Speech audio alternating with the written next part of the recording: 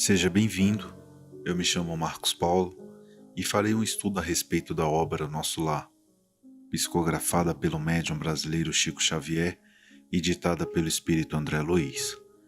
O romance foi publicado em 1944, é um clássico da literatura espírita brasileira e versa sobre os primeiros anos da vida do médico André Luiz após a sua desencarnação na colônia Nosso Lar.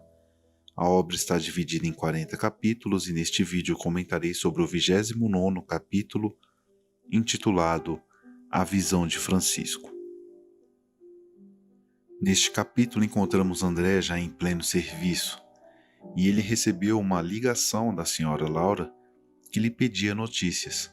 Como ele havia efetuado um trabalho extra no período noturno, ele havia se esquecido de avisá-la, e, ao final da ligeira conversa, Dona Laura disse bondosa: "Muito bem, meu filho.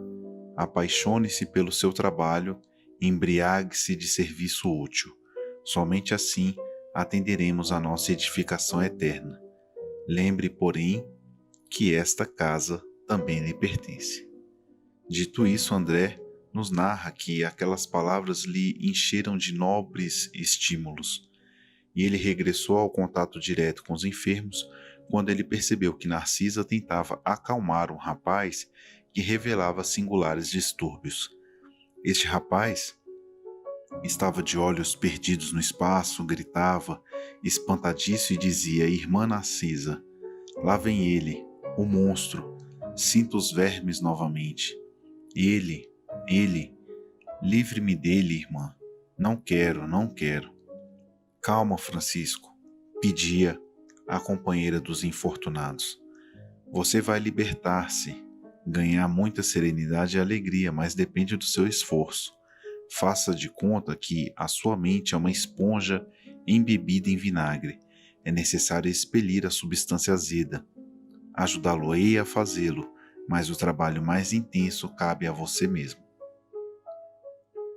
O doente mostrava boa vontade, acalmava-se enquanto ouvia os conceitos carinhosos, mas volvia a mesma palidez de antes, prorrompendo em novas exclamações.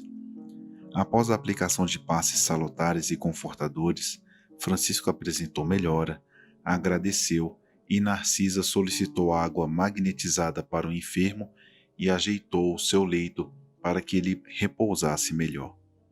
André então quis aprender e perguntou: "A quem se refere o doente?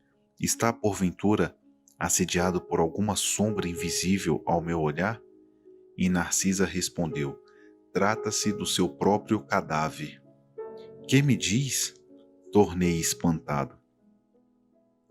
E Narcisa continuou: "O pobrezinho era excessivamente apegado ao corpo físico e veio para a esfera espiritual após um desastre oriundo de pura imprudência. Esteve durante muitos dias ao lado dos despojos em pleno sepulcro, sem se conformar com situação diversa. Queria firmemente levantar o corpo hirto, tal o império da ilusão em que vivera, e nesse triste esforço gastou muito tempo. Amedrontava-se com a ideia de enfrentar o desconhecido e não conseguia acumular nem mesmo alguns átomos de desapego às sensações físicas. Não valeram socorros das esferas mais altas, porque fechava a zona mental a todo o pensamento relativo à vida eterna. Por fim, os vermes fizeram-lhe experimentar tamanhos padecimentos que o pobre se afastou do túmulo tomado de horror. Começou então a peregrinar nas zonas inferiores do umbral. No entanto, os que lhe foram pais na terra possuem aqui grandes créditos espirituais e rogaram sua intercessão, a sua internação na colônia. Trouxeram-nos os samaritanos quase à força. Seu estado, contudo, é ainda tão grave que não poderá ausentar-se tão cedo das câmaras de retificação. O amigo que lhe foi genitor na carne está presentemente em arriscada missão distante de nosso lar." Percebemos na narrativa da nobre enfermeira que o caso de Francisco foi forjado por ele mesmo. Ou seja, devido ao apego às coisas materiais, sem qualquer vislumbre do porvir, sem qualquer traço de religiosidade, fez com que ele se mantivesse imantado ao corpo físico mesmo após a morte e sofresse todas as dores inerentes ao processo de decomposição cadavérica. Observemos que, mesmo com a intercessão do plano mais elevado, ele não conseguia se libertar, porque a sua mente era extremamente poderosa ao vínculo carnal. Isto remete à passagem bíblica que diz: "Pois onde estiver o teu tesouro, ali também estará o teu coração." O tesouro de Francisco era a vida material. Ele não conseguia se desvencilhar, tanto que foi levado às câmaras de retificação quase que à força pelos samaritanos a pedido dos genitores que possuíam grandes créditos espirituais. Como o pai de Francisco estava em missão, distante de nosso lar, André perguntou se ele visitava o enfermo, e Narcisa respondeu: "Já veio 2 vezes e experimentei grande comoção, observando-lhe o sofrimento discreto. Tamanha é a perturbação do rapaz que não reconheceu o pai generoso.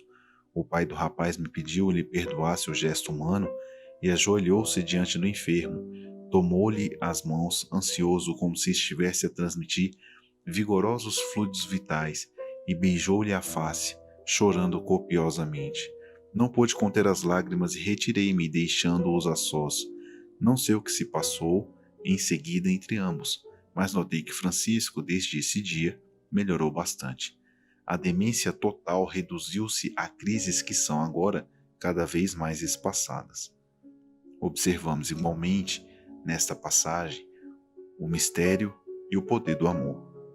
A ação da prece sincera do genitor para o filho fez com que ele tivesse uma melhora substancial. Mais à frente, Narcisa esclarece que a visão de Francisco é o pesadelo de muitos espíritos depois da morte carnal. Apegam-se demasiadamente ao corpo, não enxergam outra coisa, nem vive senão dele e para ele, votando-lhe verdadeiro culto. E vindo o sopro renovador, não o abandonam, repelem quaisquer ideias de espiritualidade e lutam desesperadamente pelo conservar. Surgem, no entanto, os vermes vorazes e os expulsam. A essa altura, horrorizam-se do corpo e adotam nova atitude extremista, a visão do cadáver, porém, como forte criação mental deles mesmos, atormenta-os no imo da alma. Sobrevêm perturbações e crises mais ou menos longas, e muitos sofrem até a eliminação integral do seu fantasma. Notamos, portanto, que devemos nos preparar para o momento da morte. Este dia, mais cedo ou mais tarde, chegará para todos nós, e o porvir será conforme o que tivermos feito por aqui e, sobretudo, de como a nossa mente irá encarar a nova realidade. Essas foram as principais considerações acerca do capítulo. Espero que tenham gostado desta unidade e até o próximo encontro.